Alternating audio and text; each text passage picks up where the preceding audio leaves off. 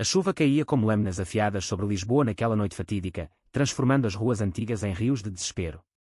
João, o jovem cantor de voz rouca e alma exposta, subiu ao palco do luxo frágil com o coração acelerado, pronto para reconquistar o público que o abandonara. Mas o que ele encontrou foi um salão vazio, ecos de risos cruéis e um cartaz rasgado no chão: fuja do invertido, shows cancelados para sempre. Em 3 minutos, sua carreira, construída com noites insones e acordes sussurrados, desabou como um castelo de cartas sob o peso de um segredo que nunca quisera esconder. João desceu do palco cambaleando, o microfone ainda quente em sua mão trêmula, enquanto o gerente do clube, um homem de bigode grisalho e olhos frios, murmurava desculpas vazias. É o tempo, rapaz. As pessoas mudaram. Ou talvez você tenha mudado demais. Fora dali, a cidade que ele amava, com seus bondes rangentes e o cheiro de pastéis de nata misturado ao sal do Tejo, parecia uma armadilha. Há meses, os rumores corriam como fogo selvagem: o cantor brasileiro que conquistara Portugal com baladas de amor proibido era gay, e isso bastava para que promotas cortassem laços, fãs virassem as costas e sua conta bancária evaporasse como fumaça. Ele havia chegado a Lisboa 5 anos antes, fugindo de uma família conservadora no Rio, sonhando com palcos europeus onde sua voz poderia ecoar livre. Mas o sonho azedara.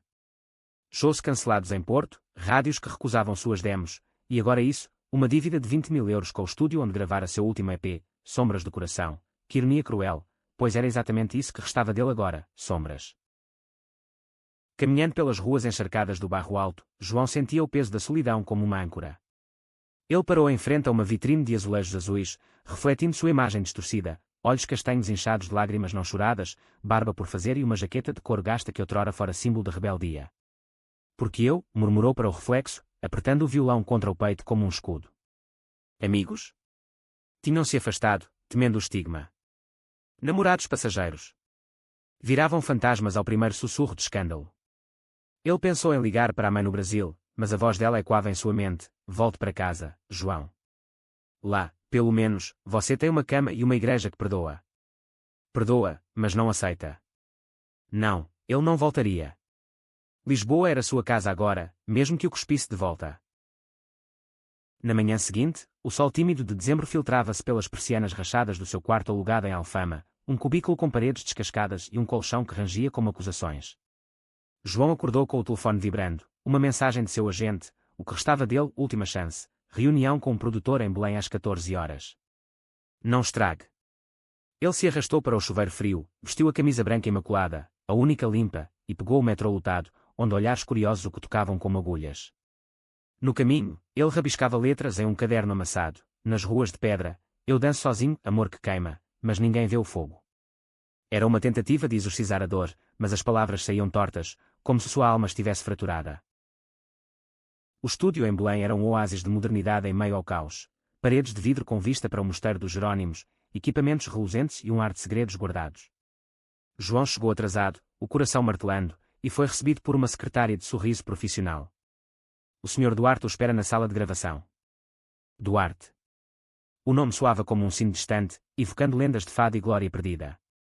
Ele empurrou a porta e lá estava, António Duarte, o mentor lendário da música portuguesa, um homem de 45 anos com cabelos grisalhos curtos, olhos verdes penetrantes e uma presença que preenchia o espaço como uma melodia inacabada. Vestido em um suéter azul marinho e calças de linho, ele fumava um cigarro eletrônico discretamente, exalando um aroma de lavanda que contrastava com o cheiro metálico do estúdio. João Oliveira, o prodígio brasileiro que Lisboa devorou, disse António com uma voz grave, aveludada como o vinho do Douro, sem estender a mão. Em vez disso, gesticulou para uma cadeira de couro. João sentou-se, sentindo-se exposto sob aquele olhar que parecia ler partituras invisíveis em sua alma. Eu sei o que aconteceu no Lux. Rumores viajam mais rápido que o vento do Atlântico. Mas diga-me, você ainda canta por amor, ou só pela sobrevivência? A pergunta acertou como um soco. João engoliu em seco, as palavras travadas na garganta. Pela sobrevivência, senhor. Mas o amor. Ele não me abandonou ainda.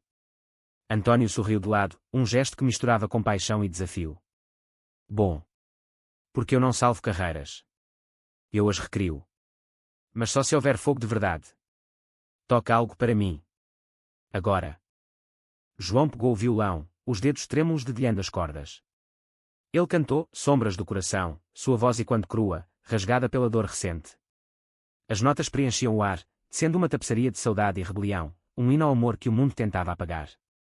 Quando terminou, o silêncio era palpável, quebrado apenas pelo clique do cigarro de António.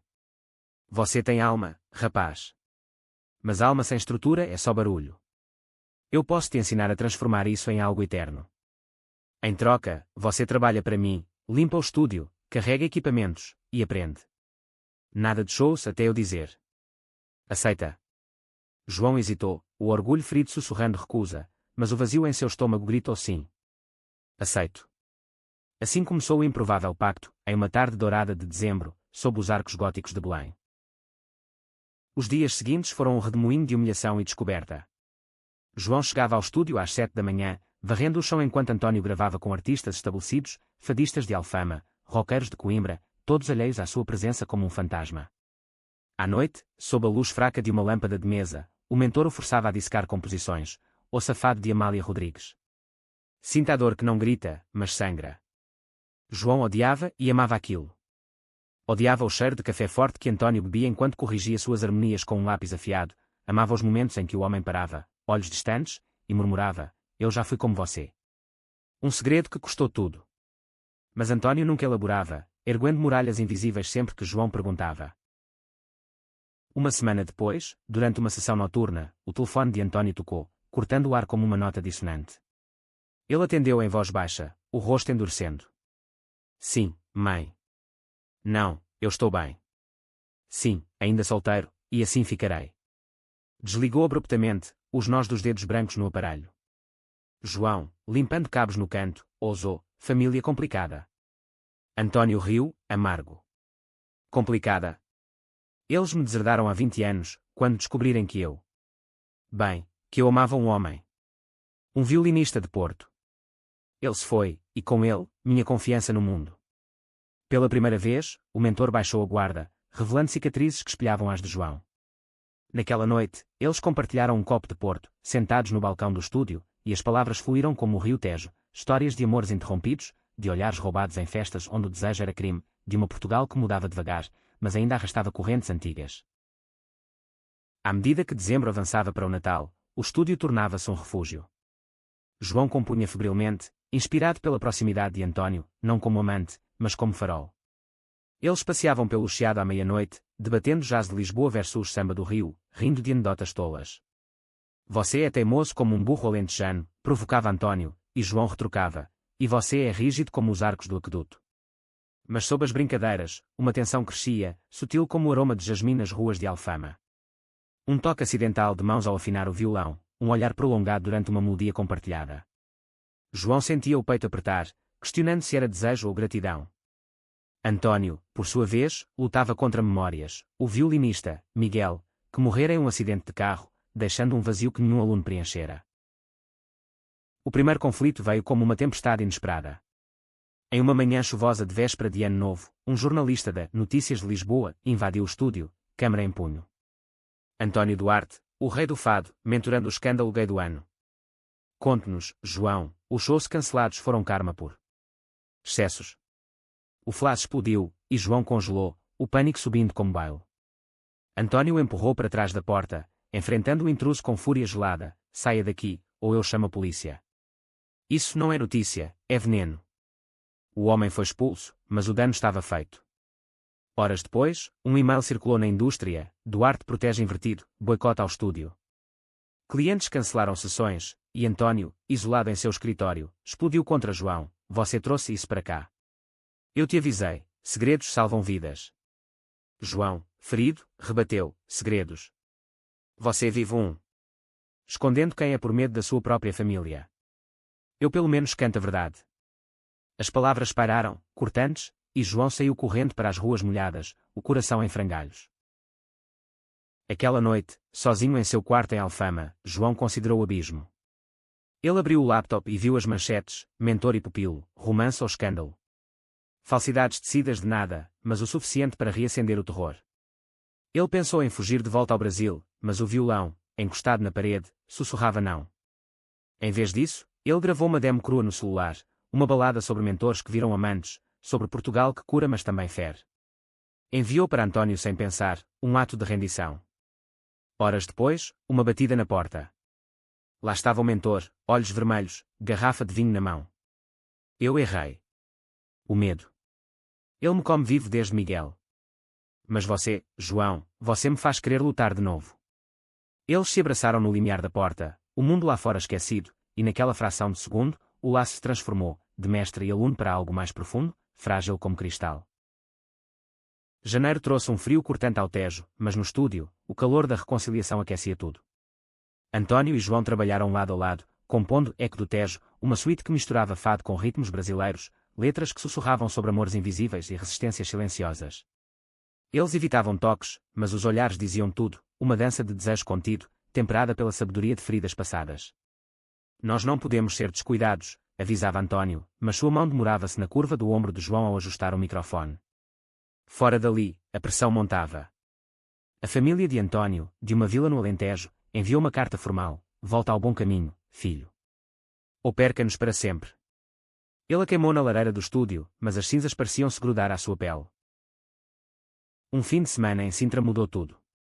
António sugeriu uma escapada para clarear ideias, e eles alugaram uma casa nas colinas, cercada de névoa e palácios de conto de fadas. Caminharam pelos jardins do Palácio da Pena, o ar úmido carregado de eucalipto, e ali, sob um céu estrelado, as barreiras ruíram. Eu te amo, António. Não como aluno, mas como homem que vê o meu, confessou João, voz trêmula contra o vento. O mentor parou, o rosto iluminado pela lua, e pela primeira vez, permitiu-se vulnerável. E eu, João, amo você há meses. Mas o mundo. Ele quebra o que toca. Eles se beijaram então, suave como uma melodia de fado, selando um pacto de corações entrelaçados. De volta a Lisboa, o segredo era deles, um bálsamo contra o caos. Mas o destino, caprichoso como o Atlântico, preparava uma reviravolta. Em fevereiro, durante os ensaios para o primeiro show de João sob a asa de António, um concerto íntimo no Hot Club de Portugal, um ex-namorado de João, um dançarino ciumento de Porto, vazou fotos antigas nas redes, imagens inocentes de beijos em festas, mas o suficiente para inflamar o escândalo. A mídia explodiu, Duarte, o mentor gay. Indústria em choque. Sponsors fugiram, o concerto foi adiado, e pior, a polícia cultural, não oficial, mas os sussurros de promoters conservadores, ameaçava boicotes nacionais. António, acuado, confrontou João em uma briga explosiva: você me arrastou para isso. Eu tinha uma vida discreta. João, devastado, rebateu: discreta. Prisioneira. Eu pensei que você quisesse liberdade comigo. Ele partiu para o bairro alto, afogando a dor em gin tonic barato, enquanto dúvidas o consumiam: era amor, ou só mais uma ilusão? A separação durou uma semana agonizante.